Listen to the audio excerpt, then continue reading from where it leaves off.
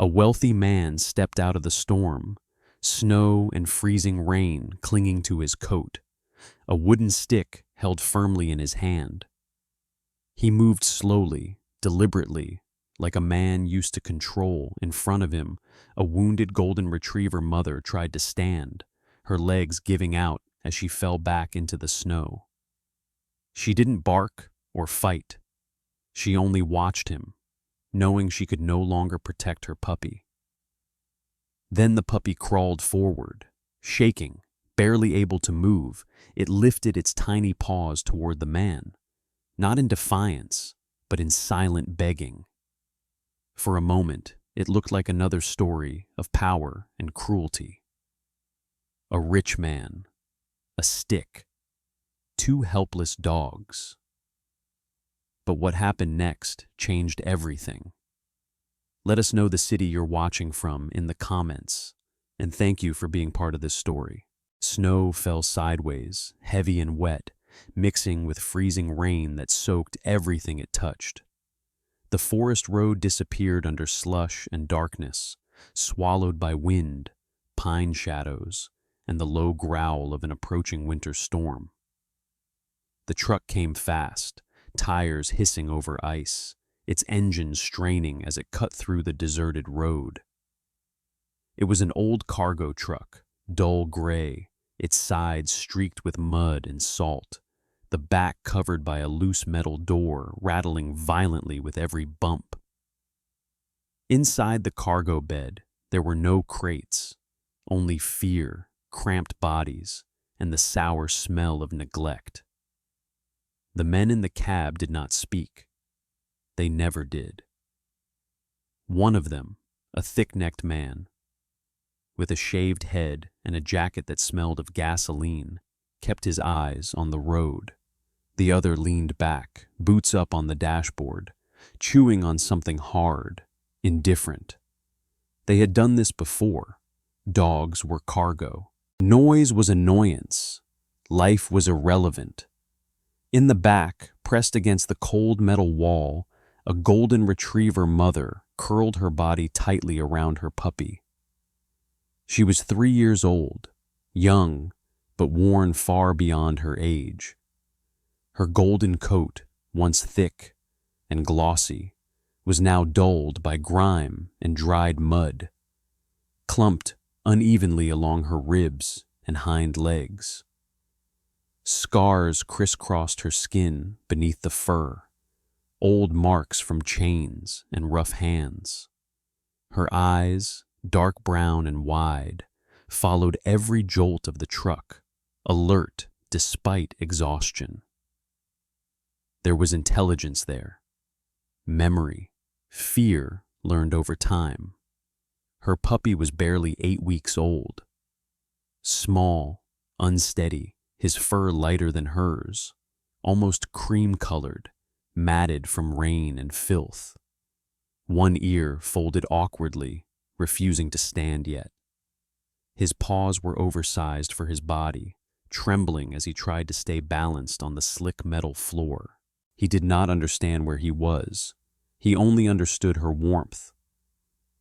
The truck hit a pothole. The metal door at the back jerked violently.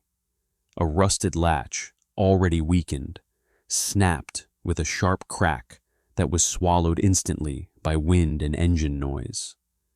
The door swung open just enough for chaos to slip inside. The mother dog felt it before she saw it. Cold air rushed in like a blade. Her body tensed. She shifted, trying to shield her puppy, instinct screaming louder than pain or fatigue. Another bump. The floor tilted. The world lurched. In a single, breathless second, gravity took over. They slid. The puppy cried out, a thin, startled sound, just as the mother lunged, teeth scraping metal as she tried to grab something, anything.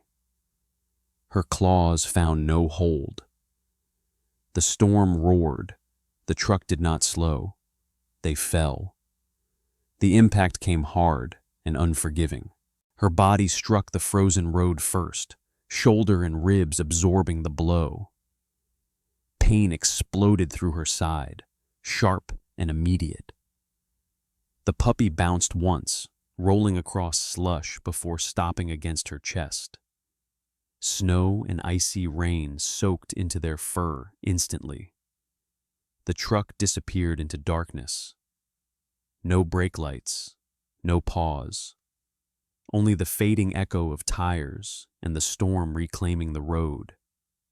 The puppy whimpered, pressing himself into her, shaking violently. His small body radiated cold and panic. He tried to stand, failed, and collapsed again, crying softly, confused by the sudden stillness after noise. The mother dog forced herself upright. Her right foreleg buckled. She stifled a sound. Pain was dangerous, noise invited death. But her breathing came fast and shallow. Blood seeped through her fur where the skin had torn, dark against white slush. She lowered her head, touching her nose to her puppy's neck, counting his breaths the only way she knew how. Alive. That was all that mattered. She scanned the road. Nothing. No cars. No people. Only trees, tall and black. Their branches heavy with snow, leaning inward as if watching. She had learned, long ago, what roads meant. Roads were places where hope sometimes passed by, but most of the time, danger did. Chains, kicks, hunger. She had once trusted hands. She would never make that mistake again. The puppy tried to lick her face. His tongue was clumsy, his movements weak, but there was trust in him that broke something inside her chest. He believed the world was still safe because she was there. She nudged him gently, urging him to move. They could not stay here. Summoning what strength remained, she pushed herself forward, dragging her injured leg through slush. Every step sent fresh pain tearing through her shoulder, but she kept going. The puppy followed, stumbling, slipping, determined not to lose her shadow.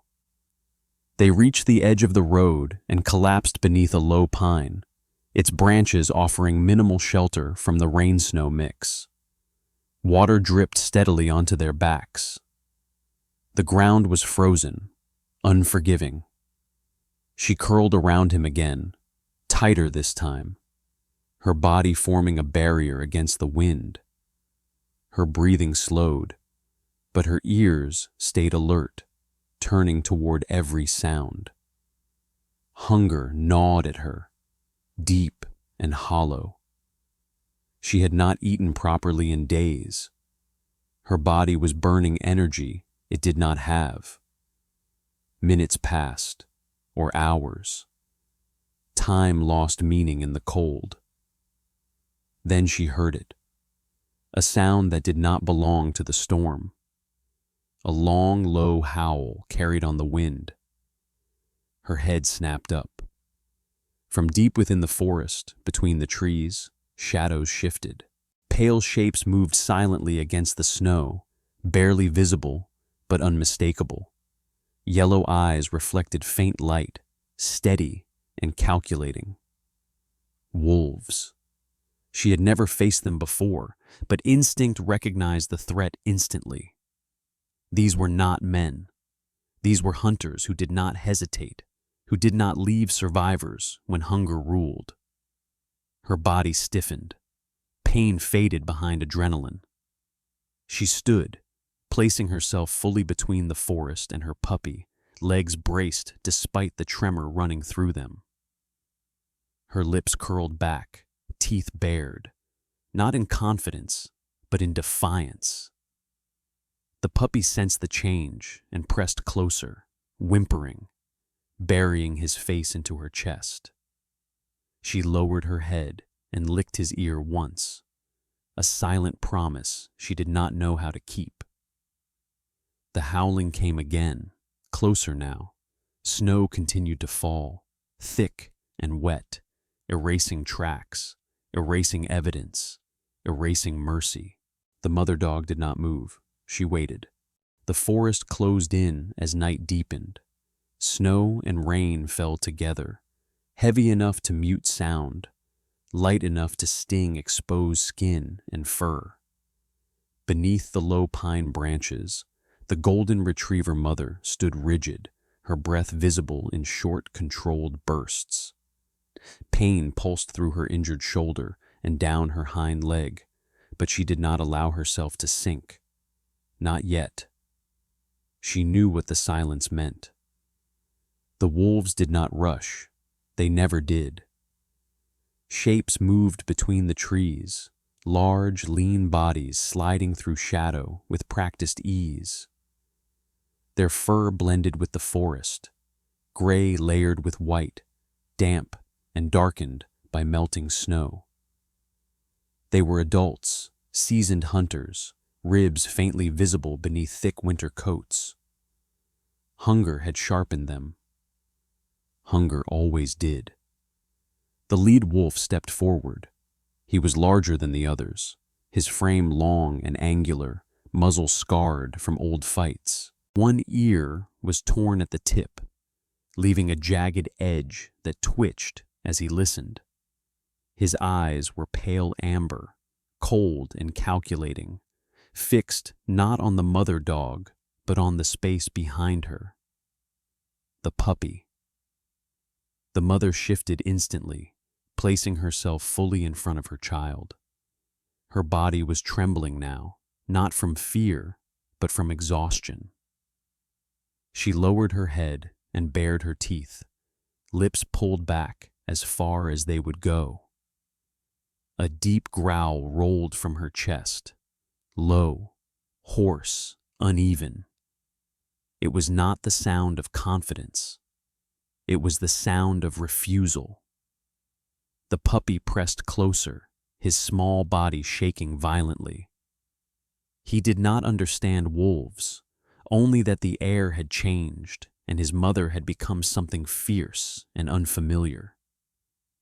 He tried to crawl past her, searching for warmth, but she nudged him back with her shoulder, never taking her eyes off the figures ahead.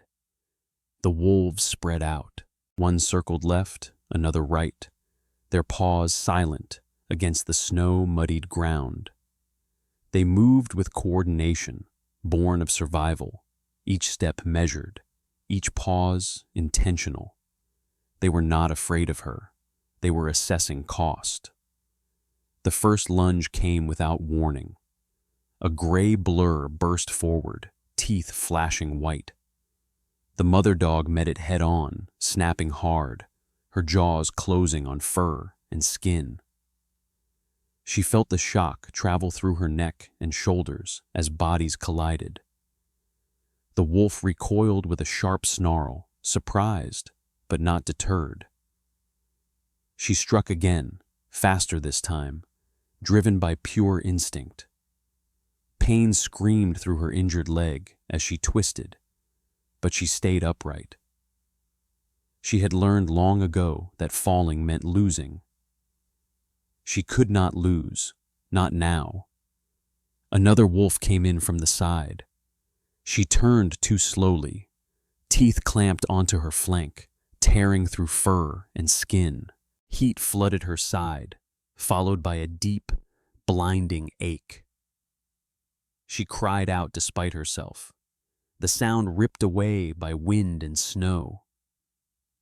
The grip loosened only when she snapped backward, catching the wolf's muzzle.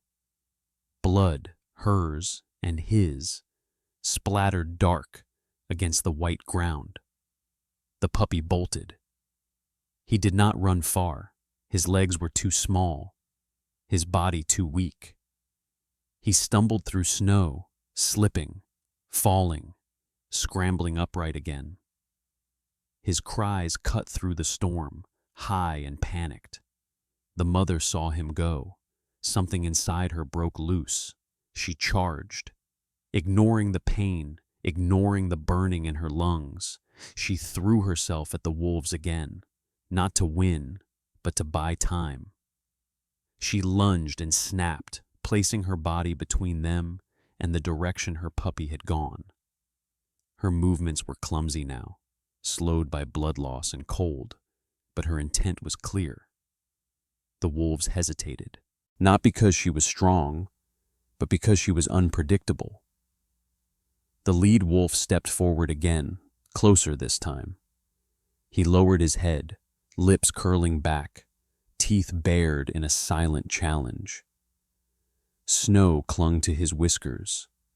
His gaze flicked once toward the trees, calculating distance, timing. The mother dog met his stare. Her vision blurred at the edges. The forest seemed to sway. Her breaths came shallow and ragged. Still, she did not back away. She stood with legs spread, stance wide, daring him to finish it. The moment stretched thin. Then the wolf struck. He leapt, weight slamming into her chest, knocking her sideways. They hit the ground hard. She felt something tear in her hind leg as it twisted beneath her. Pain exploded, sharp, final. She snapped wildly, teeth closing on air, then fur, then nothing as the wolf pulled away. She tried to rise. Her leg collapsed beneath her. She fell again, chest heaving, muzzle pressed into melting snow. Blood seeped freely now, staining the ground beneath her. The cold bit deep, numbing the edges of pain, replacing it with a heavy, sinking weakness. The wolves gathered a few steps away. They did not finish her, not yet. The lead wolf watched her for a long moment, head tilted slightly, as if reassessing.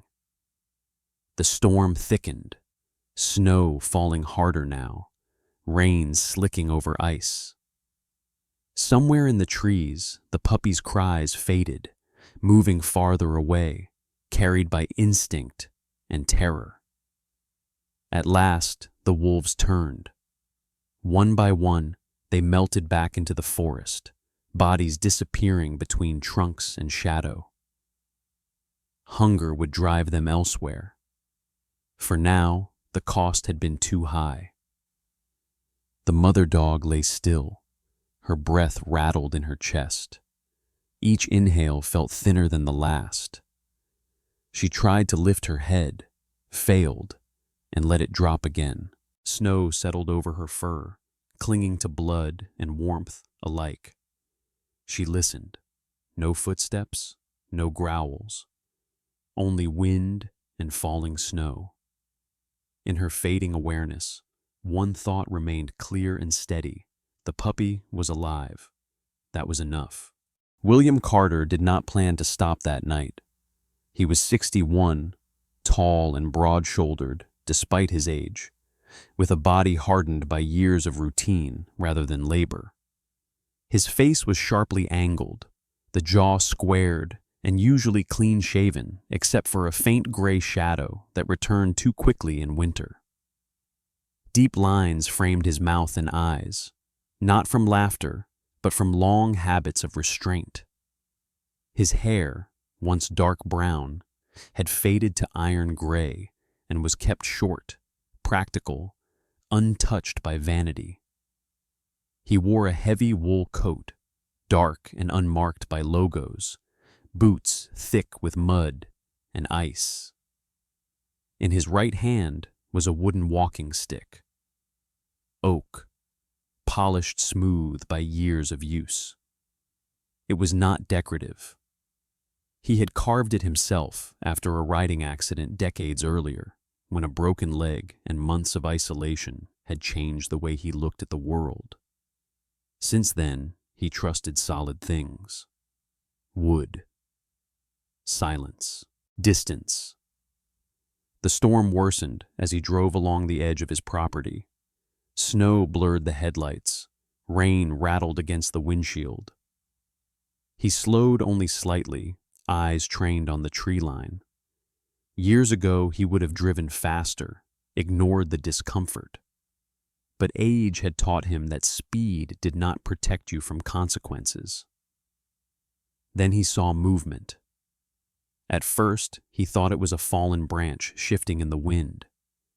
Then the headlights caught the shape of bodies, low, angular, circling. Wolves. William braked hard. The truck skidded slightly before stopping. He cut the engine, leaving only the sound of wind and the ticking of cooling metal. He opened the door, cold air slamming into him, and stepped out. He had seen wolves before. He respected them, kept his distance, let them keep theirs. But then he saw her.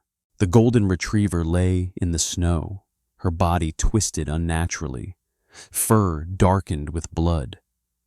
She tried to rise and failed, collapsing again with a sound that was more breath than cry. Her eyes, wide, glassy, desperate, locked onto him. The wolves closed in. William did not think. Thinking came later. He lifted the wooden stick and moved forward, boots crunching loudly on ice. He shouted, not words, but a raw, forceful sound meant to claim space. He swung the stick against a tree trunk, the crack sharp and violent in the storm. The wolves froze. One lunged anyway. William stepped in, heart pounding, and brought the stick down hard against the ground inches from the wolf's muzzle. Snow and slush sprayed. The wolf recoiled, startled more by intent than pain. "Go!" William growled, voice low and steady. He swung again, and again. He was not young. His breath burned in his lungs. Fear coursed through him, cold and precise. But there was something else too. Anger, sudden and unfiltered. Not at the wolves, at the sight of suffering that did not need to exist. The pack hesitated. The lead wolf, larger than the rest, met William's gaze. For a brief moment, man and animal measured each other. Then the wolf turned away, melting back into the trees. The others followed, shadows dissolving into snow and dark. Silence returned. William dropped to one knee beside the dog. Up close, she looked worse. Her breathing was shallow, uneven. Blood soaked her hind leg, matting the fur. She trembled violently, not just from cold, but from shock. When he reached out slowly, palm open, she flinched, but did not snap. Her eyes never left his face. There was no aggression there, only exhaustion, and something dangerously close to hope. "Easy," he murmured, voice rough from disuse. He removed his coat and draped it carefully over her body, shielding her from the wind. The puppy was nowhere in sight, but William noticed the way her head turned weakly toward the trees, ears straining. "You're not alone," he said, though he wasn't sure she understood the words. He stood and scanned the forest, heart tightening. The storm swallowed distance quickly. He whistled once, low and controlled. No response. Then he heard it, a thin, broken whimper. The puppy emerged from behind a fallen log, soaked and shaking, one ear flattened against his head. He stopped when he saw William, uncertain, eyes darting back to his mother. William crouched, making himself smaller. "It's all right," he said softly. The puppy hesitated, then bolted toward his mother, collapsing against her chest. She lifted her head just enough to touch him with her nose. The movement cost her dearly. She sagged again, breath rattling. Decision settled over William like weight. He carried the mother dog first. She was heavier than she looked, her body slack with pain. He gritted his teeth as he lifted her, careful to support her injured leg. She tensed once, then went still, trusting him with a surrender that felt undeserved. The puppy followed closely, slipping and stumbling through snow. At the truck, William laid the mother gently across the back seat, patting her with blankets. The puppy curled against her immediately, tiny body pressed to warmth. William started the engine. As he pulled away from the forest, he glanced once more in the mirror. The trees closed behind him, storm erasing all trace of what had happened. Behind him lay blood and silence. Ahead waited consequences. And for the first time in years, William Carter did not drive alone. The farm lay quiet beneath layers of snow and freezing rain, its fields stretching wide and empty under a low, gray sky. The storm had softened into a steady, relentless cold, the kind that seeped into walls and bones alike, demanding patience from anything that wished to endure it. William moved with deliberate care inside the old farmhouse. He had cleared space near the fireplace, laying down thick blankets scavenged from storage, wool, faded but clean. The golden retriever mother lay there now, her body curled protectively around her puppy. Her breathing was steadier than the night before, though every rise of her chest still carried effort. William had cleaned her wounds with warm water and antiseptic, his hands steady despite the tension in his jaw. He was not a veterinarian, but he was not careless either. The dog watched him the entire time.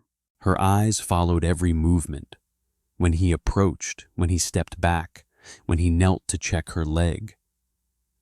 They were no longer glassy with shock, but they were guarded, alert. Trust for her was not something given freely. It had been broken too many times. The puppy, on the other hand, had already made his decision. He was curled against his mother's belly, small and round with food for the first time in days. His fur had begun to dry, fluffing unevenly, the pale gold almost glowing in the firelight. When William set down a bowl of warm water, the puppy toddled toward it, sniffed, sneezed, and promptly lost interest. He turned instead toward William's boots, nosing them with clumsy curiosity. William almost smiled. He stopped himself. Attachment, he had learned, was dangerous. Years ago, after the riding accident that shattered his leg and ended his competitions, he had learned how quickly life could remove the things you loved. The isolation that followed had not been accidental. He had chosen it, chosen land over people, animals over conversations, routine over hope. And yet, as days passed, the rhythm of care reshaped his routine. Each morning, he checked the mother dog's leg, changing bandages, watching for swelling or infection. She endured the process in silence, muscles tense but unmoving. When pain overwhelmed her, she turned her head away, refusing to show weakness. William noticed that too. "She's proud," he murmured once, mostly to himself. At night, the puppy slept deeply, twitching in dreams. The mother did not. She remained half awake, ears flicking at every creak of wood, every gust of wind. When William rose in the dark for water, she lifted her head instantly, tracking him until he returned to bed. Trust did not come all at once. It came in fragments. On the fourth night, William woke to an unfamiliar sound, soft, rhythmic breathing that was not his own. He found the mother dog lying near the door of the old wooden shed outside, her body positioned lengthwise across the threshold.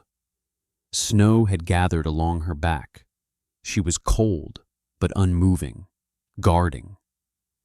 He hesitated, then brought another blanket and draped it gently over her. She stirred, eyes opening just enough to register his presence. She did not bare her teeth. She did not move away. That was when he understood. She was not guarding the shed. She was guarding him.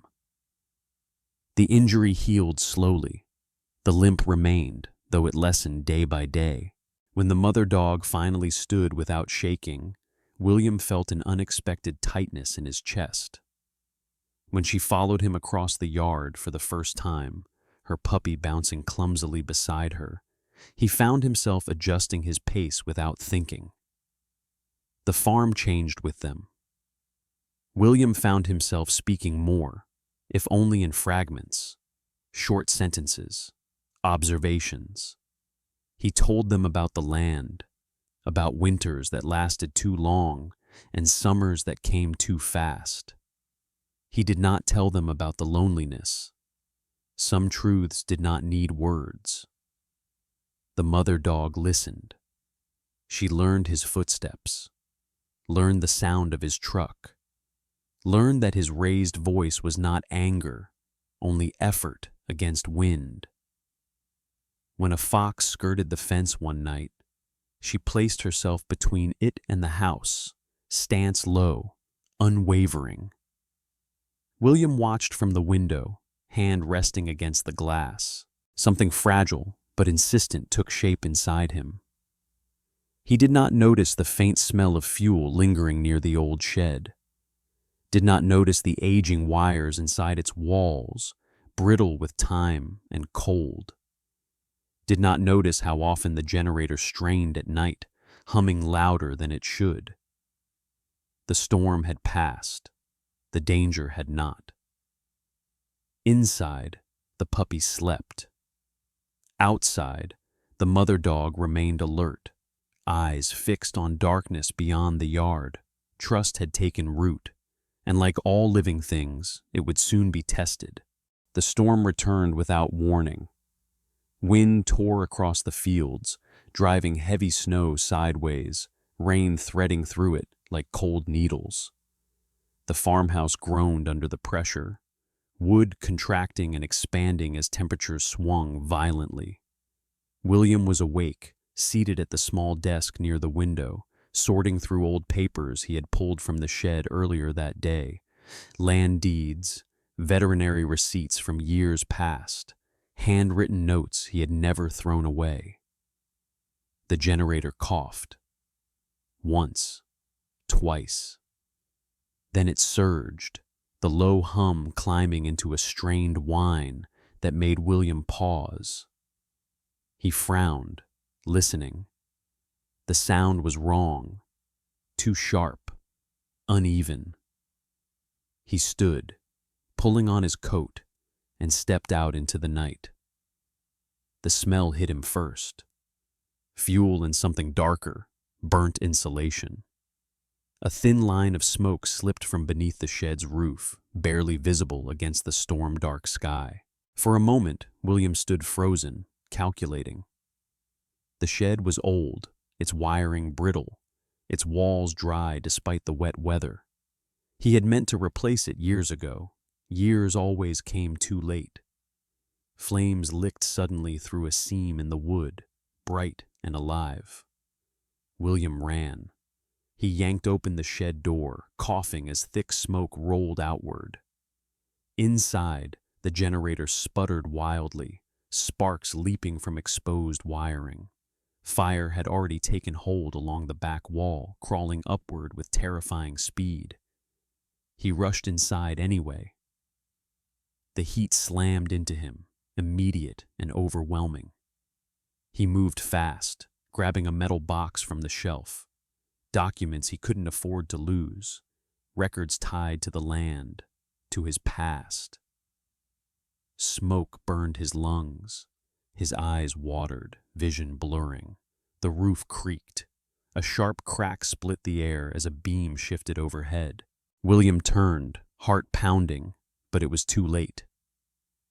Part of the ceiling collapsed behind him, flaming debris crashing down, blocking the door in a burst of sparks and smoke. "Damn it!" he rasped, stumbling back. The fire roared now, fed by dry wood and fuel. Heat pressed in from all sides. William dropped the box, coughing violently, panic threading through his chest. He tried to orient himself, but the smoke erased depth and direction. Every breath felt thinner than the last. Outside, the mother dog heard the sound. It was not the fire itself that reached her first. It was William's voice, distorted and broken, carried on wind. She sprang up instantly, ignoring the sharp protest of her injured leg. Pain flared, but urgency drowned it out. She ran. Snow soaked her fur as she reached the shed. Flames reflected wild in her eyes. She circled once, frantic, barking sharply, then rushed forward, pushing through heat and smoke without hesitation. Inside, William was sinking to one knee, lungs burning. Then something grabbed his sleeve. Teeth, not attacking, pulling. He looked down, barely able to see her through the smoke. Golden fur darkened with soot, eyes wide, focused, unyielding. She growled once, low and insistent, and tugged again, bracing herself despite the shaking in her legs. "No," he croaked, trying to wave her away. "Get out." She ignored him. Another beam cracked overhead, showering embers. The dog dragged harder, teeth clamped on fabric, muscles straining. William stumbled forward, disoriented, following the pressure because there was no other choice. She led him sideways, away from the blocked door, toward a narrow gap where part of the wall had not yet collapsed. Smoke thinned there, just enough. Together, they burst through. Cold air slammed into William's lungs as he collapsed onto the snow, coughing violently. Rain hissed against burning wood behind them.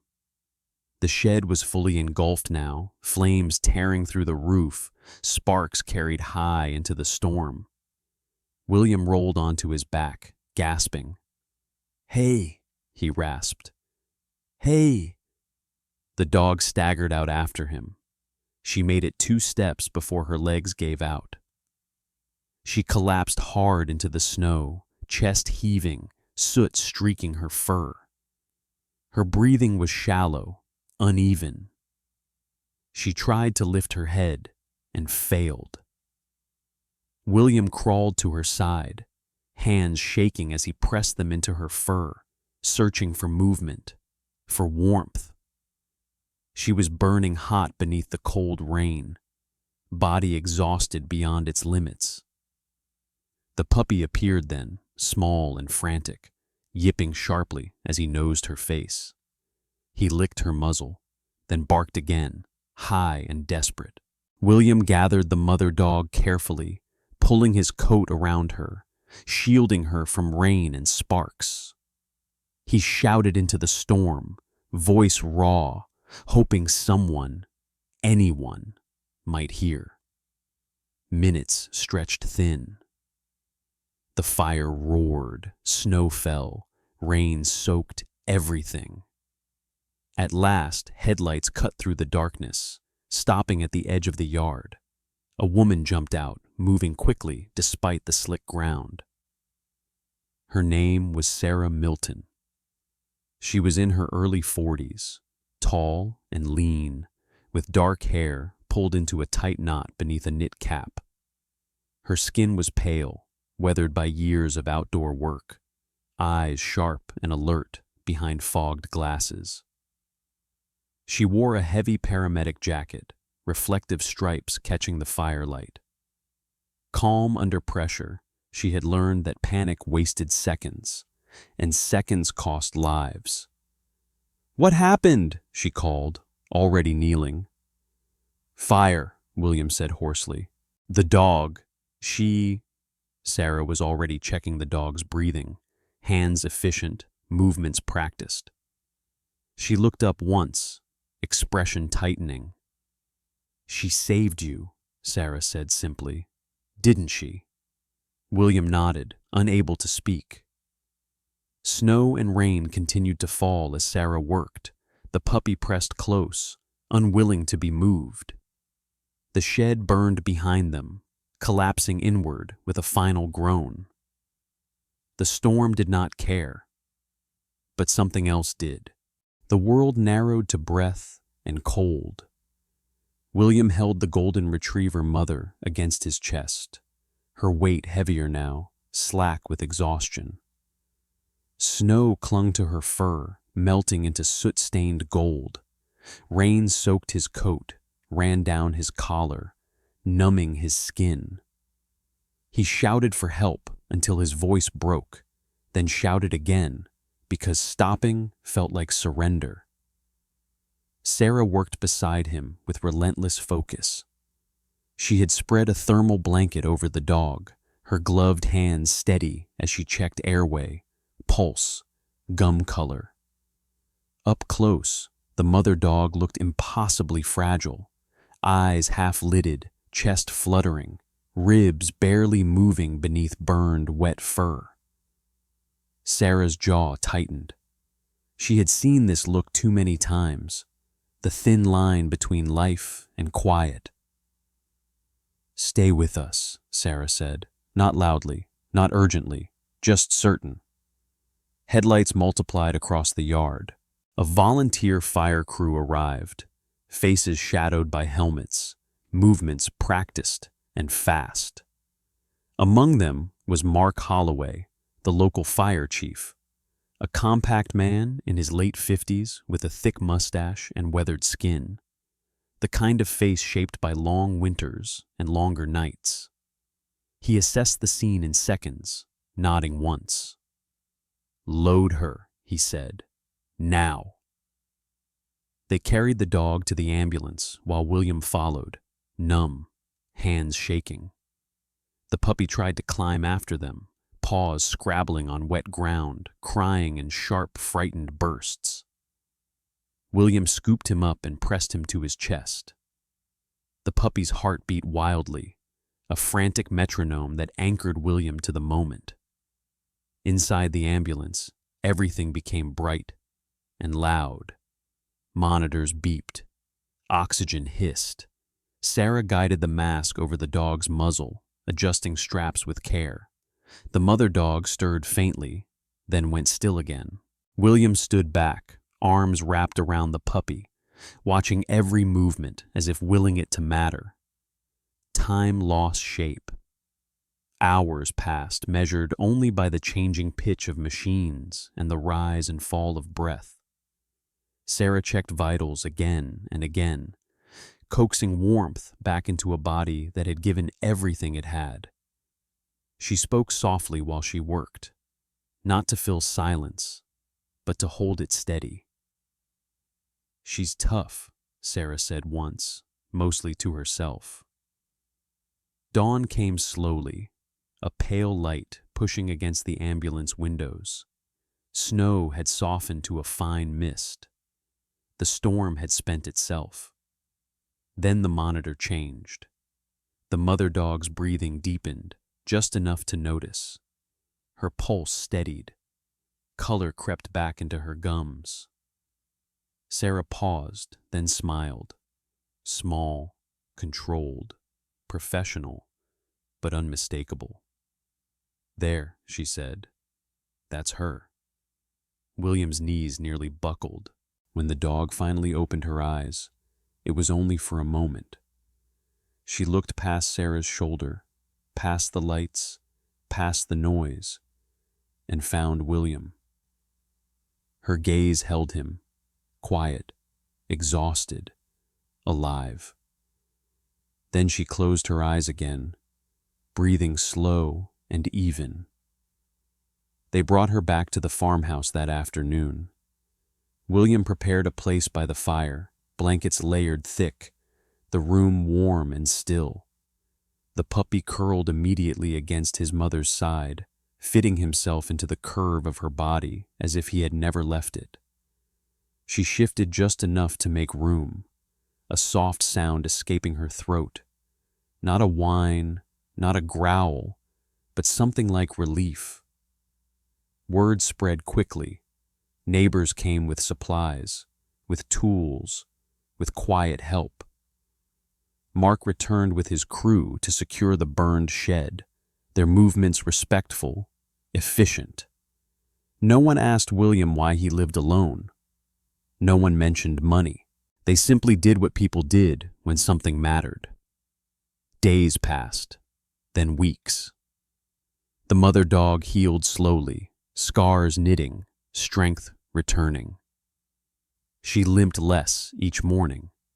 She followed William everywhere, across the yard, into the barn, along the fence line, always close, always watchful.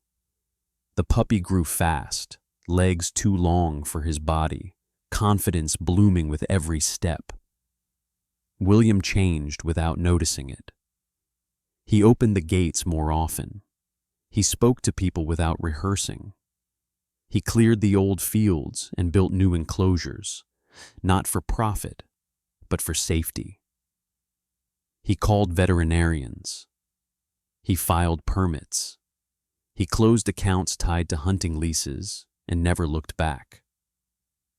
The farm became something else, a refuge.